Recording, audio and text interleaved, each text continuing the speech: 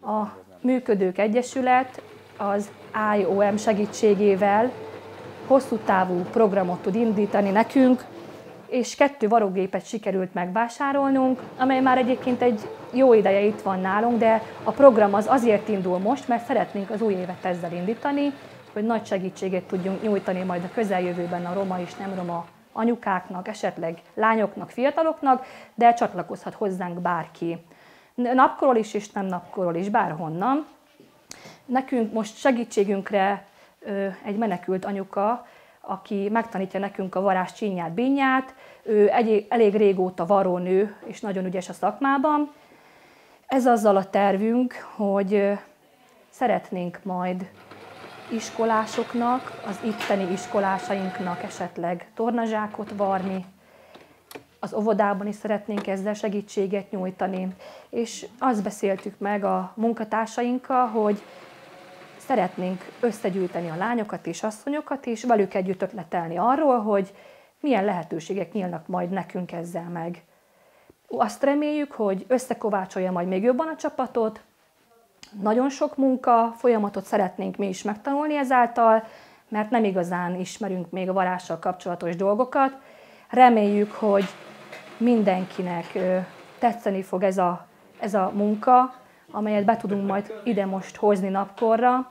Sokrétű már most a programunk, de örülünk neki, hogy még több lehetőségünk nyílik ezzel, és szeretnénk azt, hogyha sokan megtanulnák azt, hogy igenis értékes az a dolog. Ez egy kézzel fogható dolog, ami majd ebből születni fog, és szeretnénk azt, hogyha igenis a fiatal lányok is el tudnának hozzánk jönni, és szeretnék ezt csinálni velünk együtt.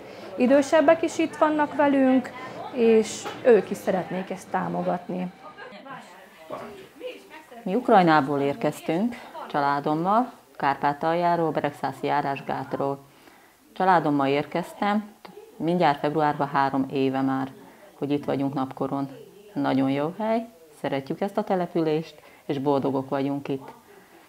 Családomban 3 leánygyermek van, és a férjemmel. Én otthon, Ukrajnában varrónőként dolgoztam. Több éven keresztül, több mint 10 éven keresztül.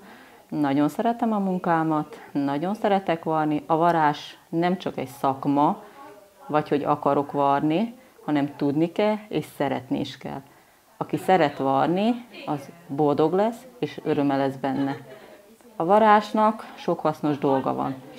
A családnak, hogyha kis apró-cseprő dolgai vannak, amit nem tudunk elvinni varrónőhöz, vagy szeretnénk önként megoldani, hogy megvarjuk, akkor ez a tanfolyam nagyon jó lesz arra, hogy mindenki megtanuljon varni.